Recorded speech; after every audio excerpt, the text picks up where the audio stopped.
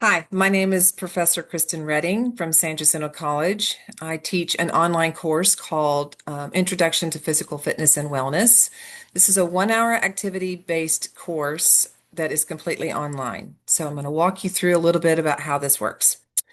I'm going to start here in my Start Here section of the course. This is a course orientation. This is where students are encouraged to start. This is going to have, or house, I should say, all of the important documents that related to the course, from the syllabus, my welcome video, my first day handout, which is a pretty elaborate handout. It has a lot of information about what my expectations are for the student, what the student can expect from me as an instructor, how we're going to communicate, my policy on late work, a sample schedule of what the parts of terms show as far as like the assignments that are going to be due. So just a lot of information for students kind of wanting to get to know how the course will work. My textbook is listed here. I have an OER, so they have access to it right here. I have an FAQ section. I've taught this course, a version of this course for a long time. So this is the very common questions related to exercise and starting an exercise course that they have, kind of like what's allowed, what's not allowed. And so it's a pretty long, detailed list of frequently asked questions for them.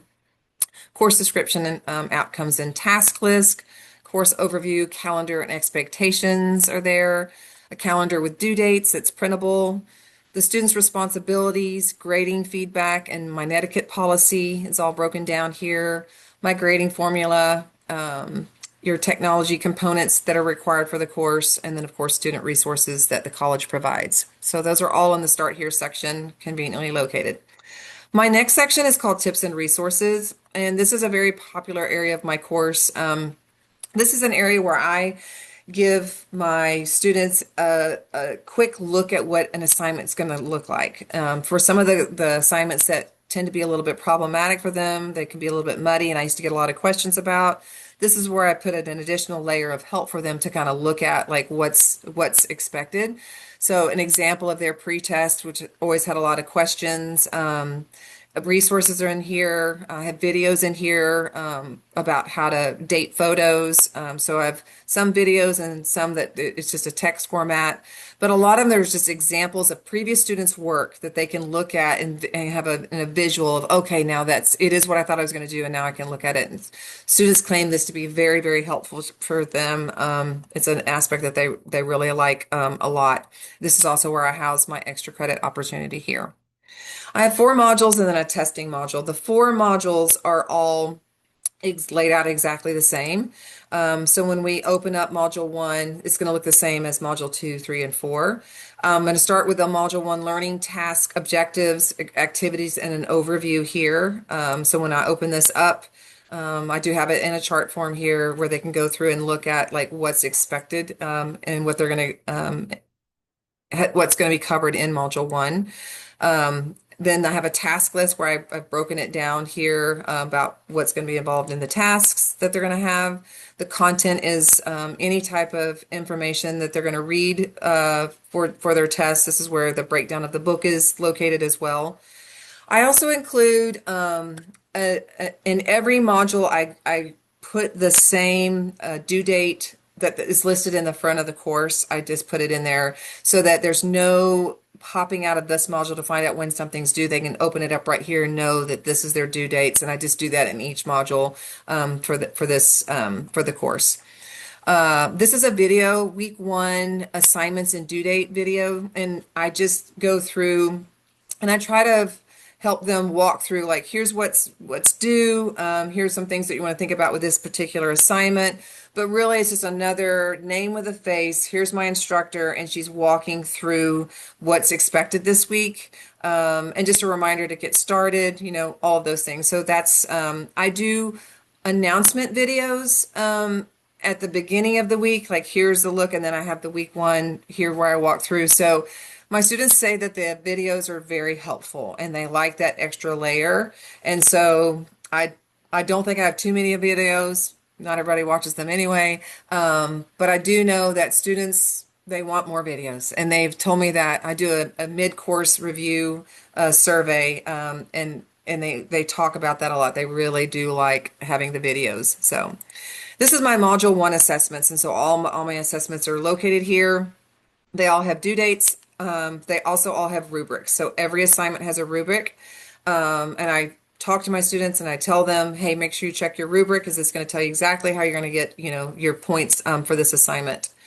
In here, I also have discussion boards. So I have 4 discussion boards in my course. They do have to interact as part of the grading. They post a thread, and of course, they have to interact with other students for that peer-to-peer concept there. In addition to the discussion boards for grades, I have one that's not graded, and this is what I call my student lounge. And this is a non-graded safe community space where students are encouraged to interact with each other about the course. It's a source of motivation, it's tips, it's playlists, it's anything that's related to the course, but also you'll see that I usually start it. That's how I get them kind of started in there. And then from there, they like getting to interact with their instructor here. So we kind of interact kind of back and forth.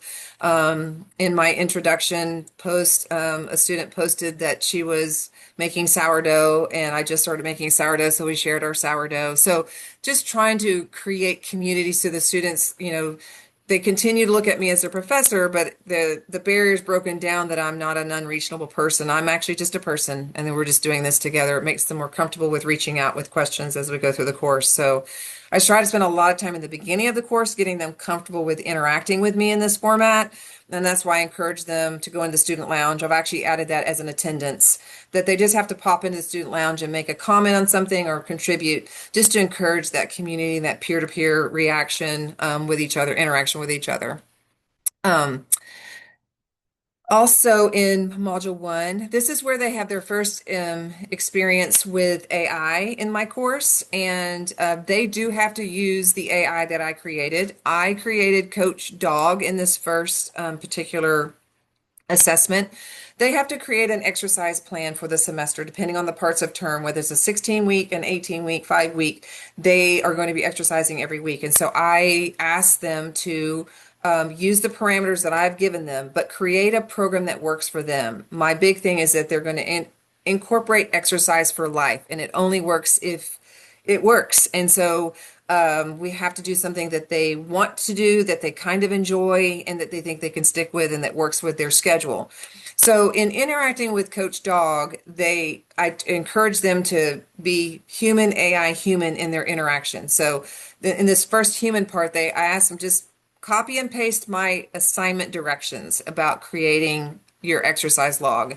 And then from there, interact with the AI about your specific questions related to your exercise program. So let AI give you the choices and how to work with your schedule. A lot of students will put their whole work schedule in there.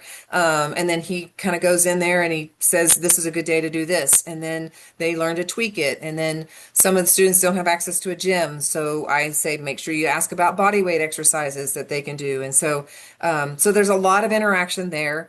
And then the human component is take what you got from Coach Dog and incorporate it into the assignment, which is create their personal plan. And so that's been a very effective. The hardest thing about exercise for most students is getting started. And so AI is the good getting started jump off point there for them to interact and go, okay, I can do this. This is manageable. This is going to work. So Coach Dog's been a fun element there. And he's also later in the course as Chef Dog. And I'll hit on that here in a second. So the other really important assignment that I've incorporated is called Helpful Tips from Previous Students. And so students fill out this form that they give me I ask them, what grade do you expect in this course? And then what are the obstacles that you think could keep you from being successful? And then from there, they have to go through the list and they have to pick out at least 3 tips that they want to try to incorporate into the semester. And these are tips from previous students who have taken the course. And so they get to go through and look at like what other students found was helpful for them or what they wish they should have done, and learn from their mistakes. And so at the end of the semester, they do the same assignment, but they are evaluating the tips they chose. Did they help them to be successful? And then they also have to present a tip for future students. So that peer-to-peer interaction is super helpful for my students. They find it be helpful. It's one of my favorite tools that they get to use for the course. Of course, the quizzes are all located in there because they're all in Module 1. Module 2 is going to look the exact same way. Module 3 as well, of course, in Module 4. But I do want to go into Module 3 and speak a little bit about one of my favorite assignments, which has made a drastic change by incorporating my healthy meal AI conversation. And this is where they interact with Chef Dog.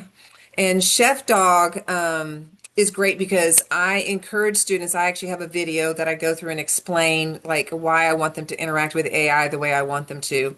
And I tell them about putting the barriers in there. These are the barriers that I've gotten for years with this assignment. And I got subpar healthy meals. I got mac and cheese. And so I was like, that is not healthy. And so Chef Dog, they have to put in the criteria for the healthy meal, which is basically a minimum of 25 grams of protein and at least a vegetable. And they have to state why the meal is healthy. They have to state the macronutrients that are in there. So in the recipe. So there's a process to it, but they have to get started, which again is the hard part, and that's where Chef Dog helps them.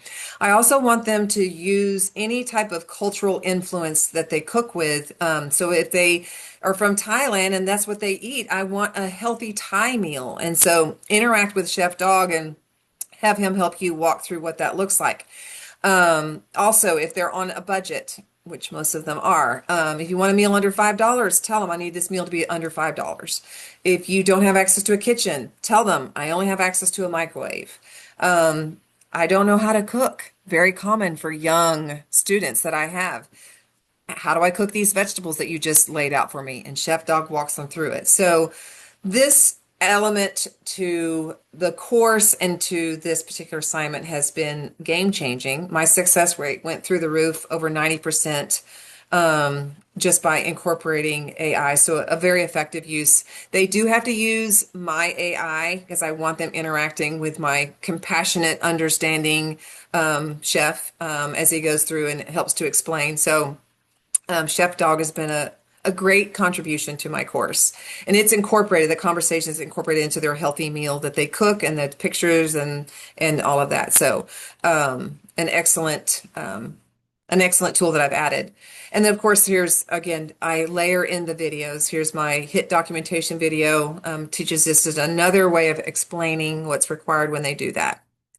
And then of course, my last component is kind of like my final exam, for lack of a word, is a reflective essay.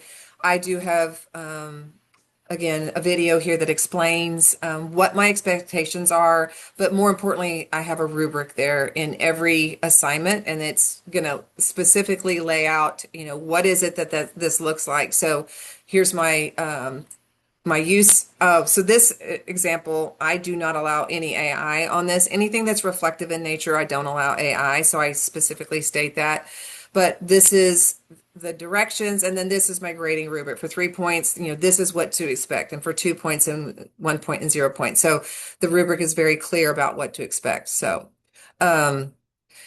it's a very fun course to teach. I actually love it, and it's fun to make the tweaks. But the incorporation of some of the AI and the addition of the videos, and then I did speak to it before, but I do deploy mid-course a survey for my students. It's anonymous.